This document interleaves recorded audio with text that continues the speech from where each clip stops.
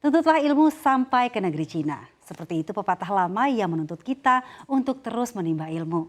Tapi kini apa bisa dikata, kalau biaya pendidikannya terus naik setiap tahun, jangankan menuntut ilmu sampai ke Cina pemirsa, beli tiketnya aja susah. Apalagi buat bayar SPP, sudah dibuat pusing kepala. Nah terus apa dong solusinya? Jangan kaget ayah bunda, biaya pendidikan anak terus naik. Itu menjadi tema kita pada malam hari ini. Dan tentu saja saya nggak sendiri untuk membahas tema menarik ini. Sudah ada financial expert CNBC Indonesia, Olivia Louis. Selamat malam. Halo, selamat malam. Kabar sehat ya? Sehat. Terima kasih sudah bersama kami di sini untuk sharing-sharing soal biaya pendidikan ini yang menjadi momok bapak ibu ya. Khususnya moms and dads yang muda-muda ya. Milenial kayak kita. Iya makanya itu. Nah ini kan kalau kita bicara soal biaya pendidikan, oleh setiap orang tua pasti punya ambisi ya. Pengen pendidikan yang terbaik buat anaknya. Betul. Ya dong, sebaik-baik orang tua pengen anaknya lebih baik lagi. Betul. Nah salah satu caranya ini kan memberikan kesempatan anak untuk mengenyam pendidikan setinggi-tingginya. Sayangnya untuk pendidikan yang baik itu, sekolah yang baik itu kan diiringi juga dengan biaya nggak sedikit ya. Nah sebelum kita membahas lebih jauh nih Olive, apa saja langkah-langkah yang perlu disiapkan. Kenapa sih dana pendidikan itu mesti disiapin sedini mungkin? Kenapa dana pendidikan perlu disiapin sedini mungkin? Karena tidak murah, apalagi dana pendidikan untuk kuliah nanti, seperti itu ya. Karena biasanya kalau anak-anak usia kuliah itu kan butuh waktu dari dia baru lahir 18 tahun kemudian ya. Biasanya tuh orang tuanya udah usia-usia udah mendekati mau pensiun gitu. Baru disiapin. Iya, baru disiapin. Itu kenapa kalau lebih baik disiapinnya lebih dulu sebelum kehabisan nafas. Istilahnya kalau kita kan kerja nih, sekarang kita punya kekuatan tapi mungkin uangnya sedikit. Tapi nanti kalau udah semakin tua mungkin ya uangnya lebih banyak, tapi udah habis untuk beli aset-aset yang lain. Meskipun 18 tahun lagi harus disiapin dari sekarang juga? Iya dong. gitu. Nanti kita akan lihat nih simulasinya di sini kenapa ya. Mungkin tadi kalau misalnya yang Dian sampaikan, BPS sendiri tahun ini kenaikan inflasi untuk dana pendidikannya itu cukup kecil ya, masih di angka 2%-an. Tapi sebenarnya BPS sendiri juga pernah menyampaikan di tahun 2020 untuk kenaikan uang pangkal sekolah sendiri kenaikannya itu bisa di range 10-15%. Wah luar biasa, berarti nanti anak saya nanti langsung bisa kehitung ya, nanti berapa kita langsung aja deh Olive. Kira-kira gimana hitungan-hitungannya nih? Ya. Oke, jadi ini contoh ya, asumsi ini saya ambil dari website sebuah sekolah swasta yang menurut saya affordable tapi punya fasilitas yang udah oke banget gitu ya. Salah satu sekolah swasta di Jakarta. Yang pertama udah pasti kalau kita ngomongin yang namanya dana pendidikan itu startnya udah pasti dari TK. Bahkan sekarang ada yang dari preschool ya, usia 3 tahun udah sekolah sampai S1. Nah, ini adalah saya ambil dari data untuk 2023 sampai 2024. Nah, seperti yang saya sampaikan tadi bahwa BPS pernah menyampaikan bahwa untuk uang pangkal itu kenaikannya bisa 10-15%.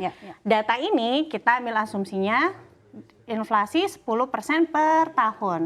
Ya. Jadi untuk tahun 2023 karena sekarang tahun ajarannya sudah lewat, 2023 misalnya katakanlah ini usia anak 3 tahun ya saat ini. Tahun depan 1 tahun lagi mau masuk TK, biayanya itu 10 juta uang pangkalnya. Masih sama ya tahun depan karena dia baru mau masuknya SMA-nya, TK-nya tahun depan.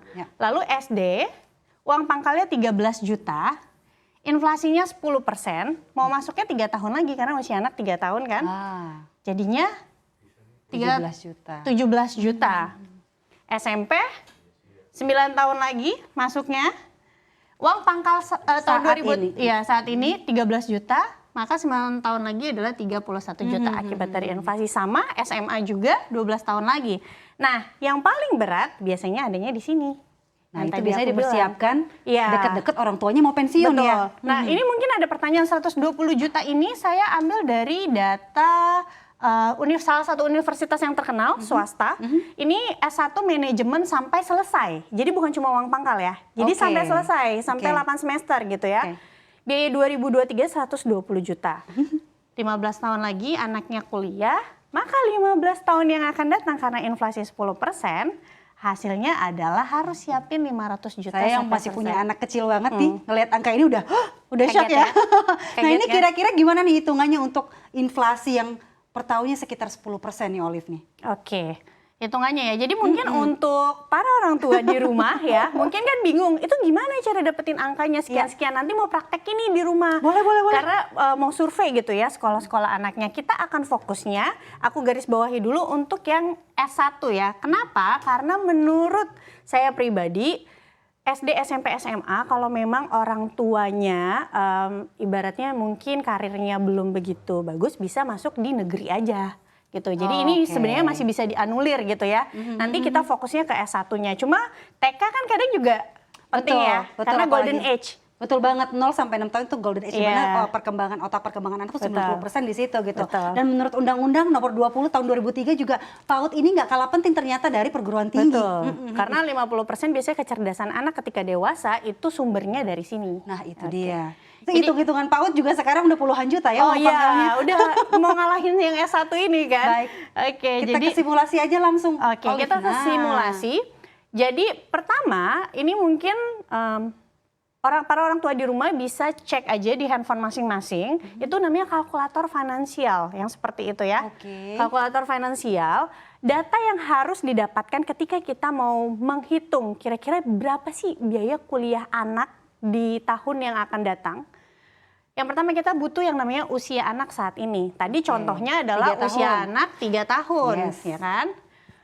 Lalu jurus serta universitas yang dituju. Misalnya swasta deh. Iya, tujuannya apa? Kita harus tahu misalnya universitasnya apa supaya ada gambaran tahun ini si universitas tersebut berapa biaya kuliahnya. Kayak tadi misalnya 120 juta itu kan. Lalu yang ketiga, berapa lama waktu yang diperlukan hingga anak masuk universitas? 18 kurang 3. Iya. Di sini usia anak, ke sini ini 18 tahun. Berarti kita masih punya waktu 15 tahun untuk siapin dana kuliahnya si anak. Oke. Boleh maju? Boleh? Oke, di sini jadi di slide yang sebelumnya tadi sudah cukup jelas biaya kuliah S1-nya itu 120 juta sampai selesai saat ini, Iya. 120 juta saat ini sampai selesai lulus kuliah. Ini annual rate ini adalah inflasi pendidikannya, kita masukin di sini 10%. Lalu periodenya, karena kita mencari nih 15 tahun lagi, karena usianya 18 tahun itu 15 tahun lagi, berapa biaya kuliah yang harus dikeluarin? Ini hasilnya. Jadi kita tinggal ketik. Ini kan present value harga hari ini inflasinya, berapa jangka waktunya, future value-nya jadi 500 juta. Oke. Mudah kan? Itu ancer-ancernya ya. Iya, itu ancer-ancernya. Pertanyaannya adalah sekarang udah ada belum duitnya 500 juta? Yes. 15 tahun lagi nih kecapai nggak? Nah, misal nih, ibunya pegawai, bapaknya pebisnis misalnya, atau freelancer yang penghasilannya tidak tetap. Itu gimana itu? Oke, nih aku kasih, sebelum menjawab itu aku kasih simulasinya dulu ya. Kira-kira berapa yang harus kita sisihkan setiap bulan. Jadi kita bisa tahu nih ancar-ancarnya.